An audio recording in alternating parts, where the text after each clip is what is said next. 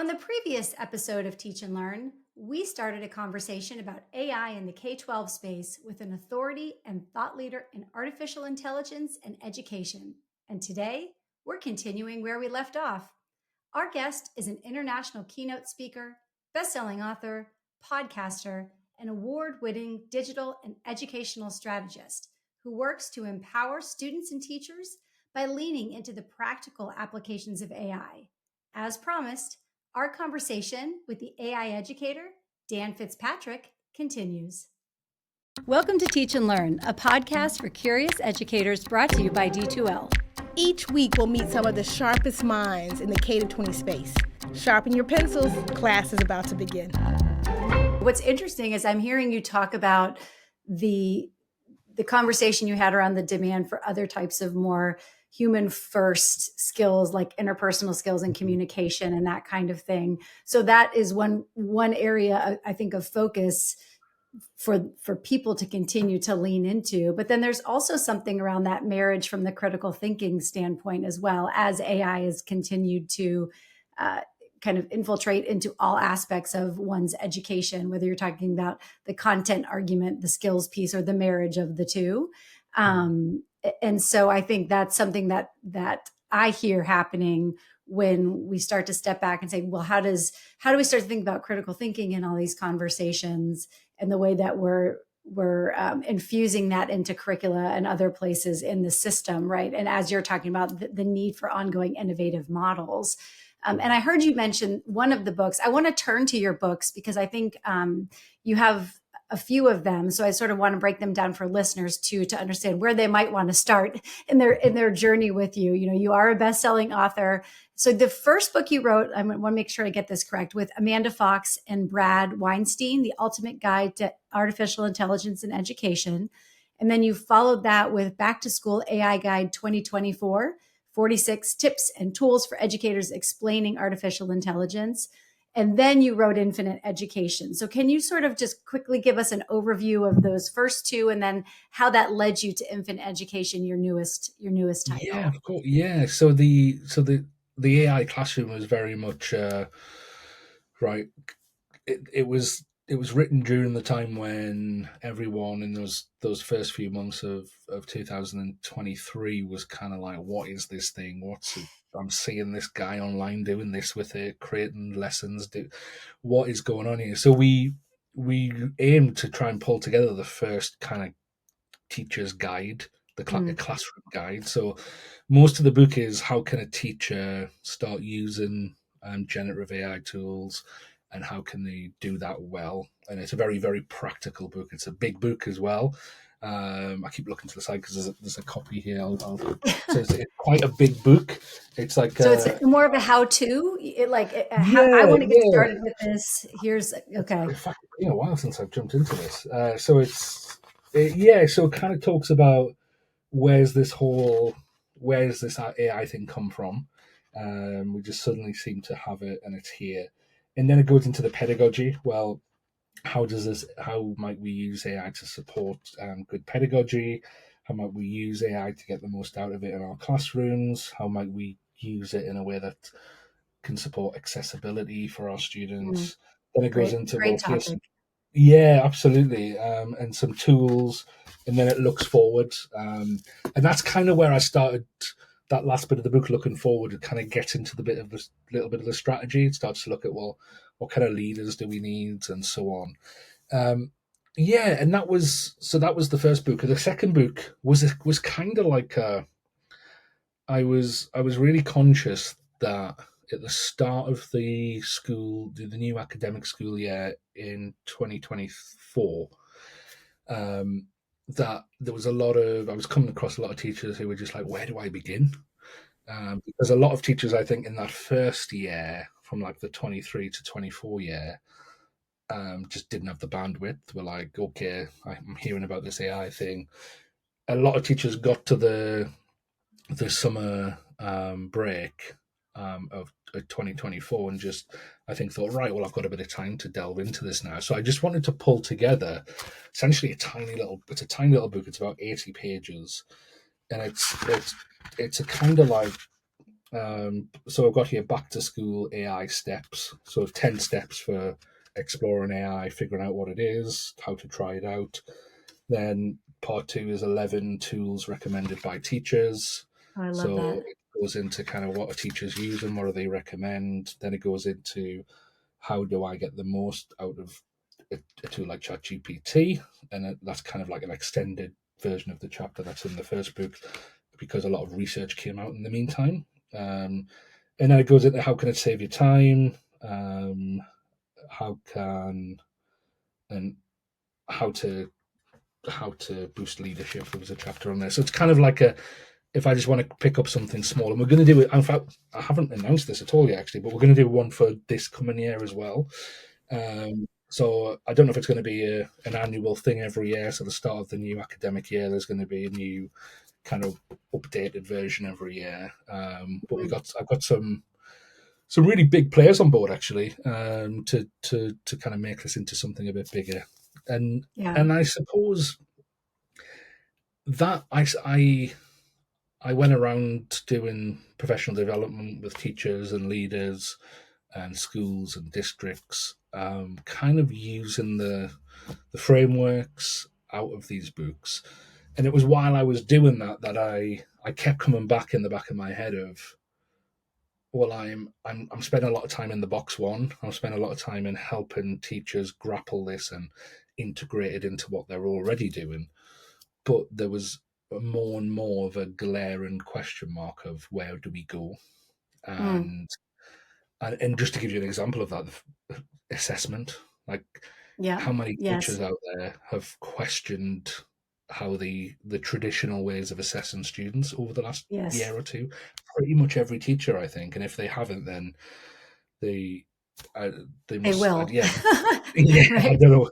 Maybe they just don't know what's going on. But and I think we're going to start seeing more question marks over traditional practices, when it Sure. comes to this technology as it grows in capability. So I wanted to write something for leaders, or people who wanted to be leaders, who wanted to lead in this kind of new time ahead. So that led me to write Infinite Education. That's awesome. Well, and what I really appreciate about the description around the first two books as compared to the third is the first two are meeting. I think as educators, we are very pragmatic and we want to know what can I do right now that could make an impact on my students or on my daily workflows. And to what you said in the beginning, as you have been traveling around, hearing how people are saying, where do I start? I appreciate that you're work is giving people a chance to have an entry point because for some it can feel very overwhelming to know where to start, and now there's so much noise around AI in education, speaking to the burnout, speaking to the need for additional time. I think for some of us it feels very daunting to know where to start, so I Mm. appreciate that that's the first step with a lot of this, and to know that there's another version coming out as the new school year begins. But to your point, as you step back and you don't want to just be in box one, having another work like Infinite Education to say, okay, now let's think about the strategy and how we start to build a culture around this. And that's one of the things that I also appreciate about the other work that you publish. You talked about the work you do with Forbes. The podcast is so neat because it's short, bite size. It's very accessible in terms of time.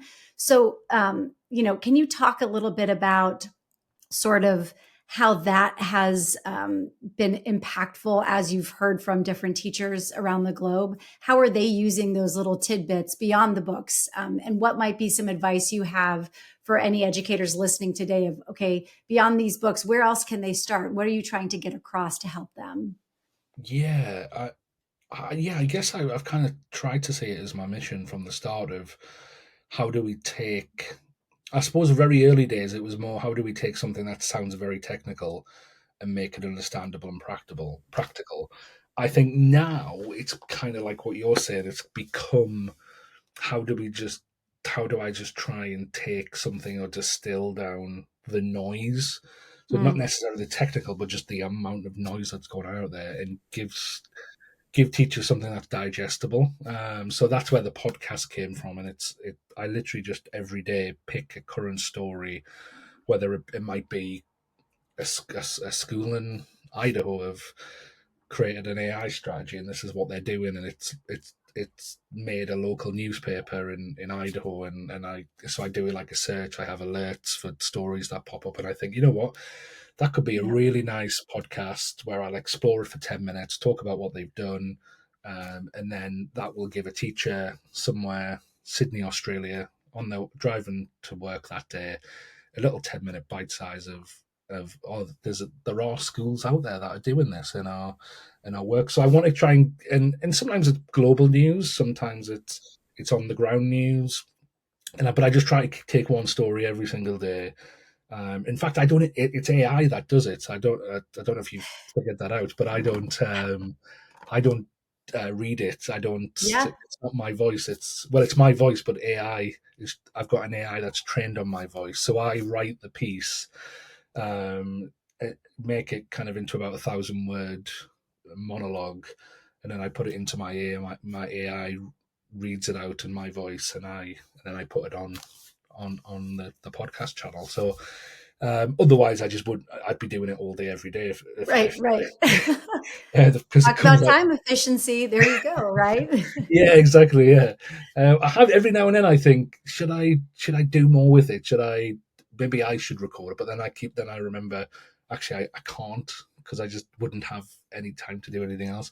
So it works really well, and I'm really surprised by how many teachers get in contact with me, and say, like, oh, I listen to this regularly, and I get a lot from it. So yeah, it kind of came from, I listen to another podcast, actually, which is just about AI in general, not AI in education, and that podcast comes out, I think, every 2 or 3 days, and it's like Hmm. a bit of a breakdown of what's happened over the last few days. And I got the idea, and I just thought it'd be amazing to have something like that for educators. So yeah, that's the podcast. It's called AI in Education Daily on all podcast apps.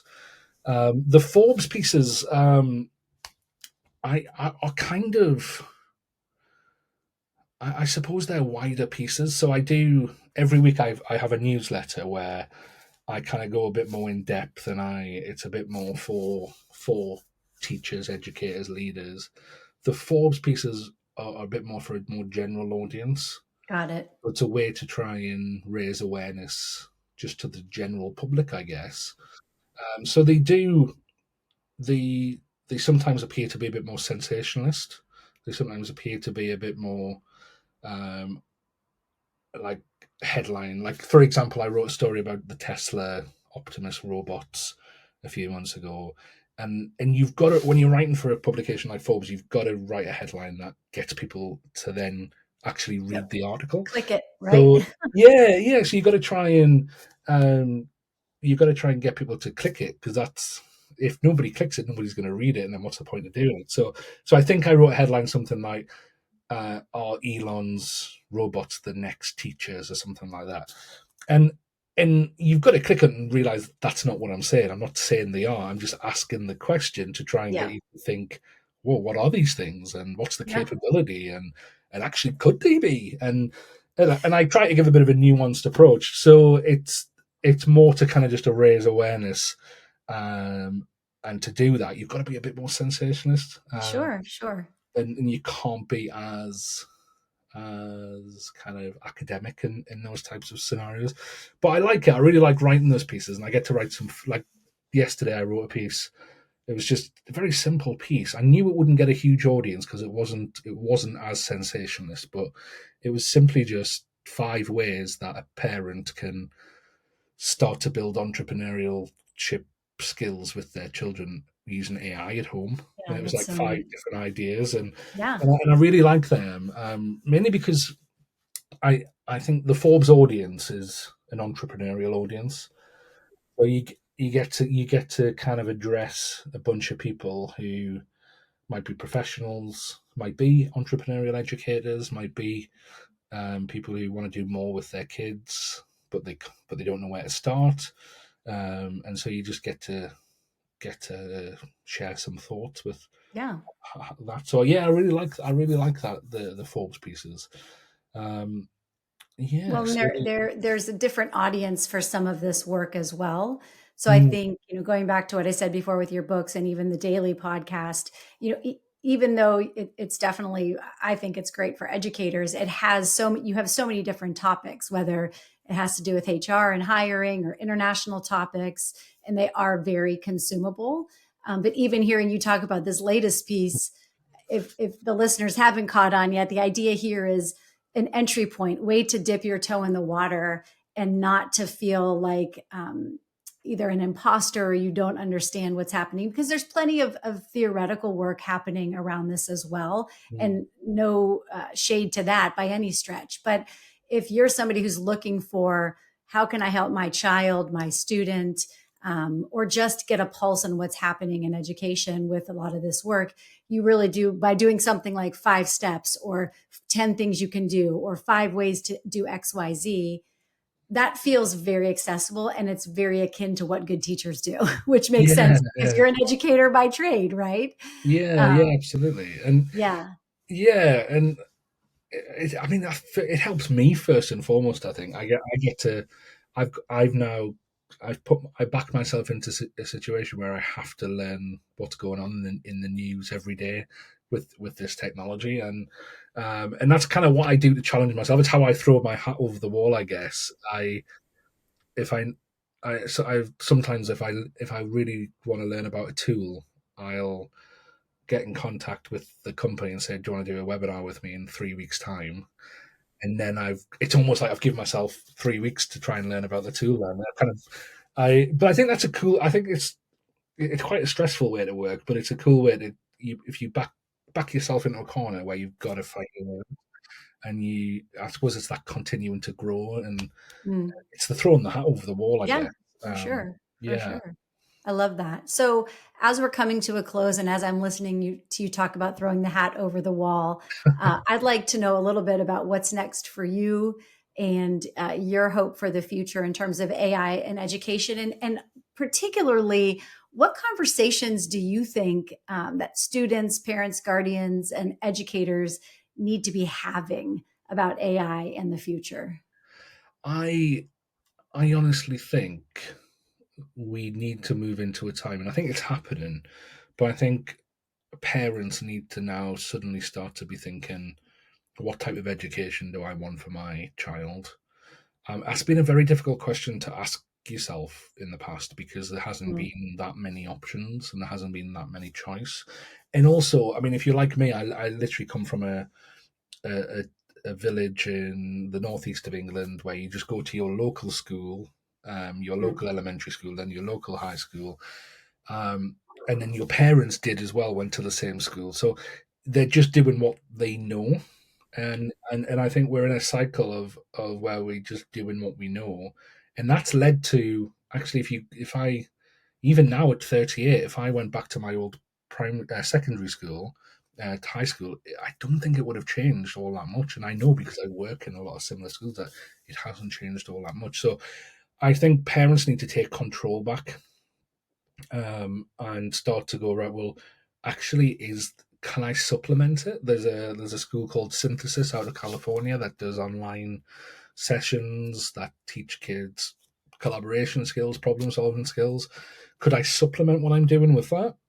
Could I could we yeah, so I think we need to start pushing a bit on this on the system and going, is there more here? Can we do more? And because we want our students to be at the level that we were when we left school. We want them to have gone a bit further and to be ready for this world, not the world we're coming out of. So yeah, I think I'm all for empowering parents, empowering the student as well, and also I think empowering the teacher to Yes. be able to make decisions about where they want to work, when they want to work, how they work with whether it's with AI or not.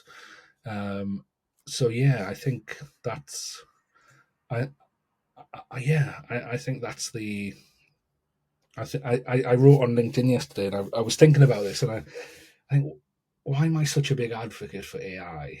And I'm aware of the risks. I know, and I work helping schools to mitigate against the risk, but I'm still optimistic for it. And it comes down basically to the reason why that I think we've, as humans, we've always created tools. We've done it ever since we were living in jungles, and like we created tools, and that's kind of how we got to where we are today.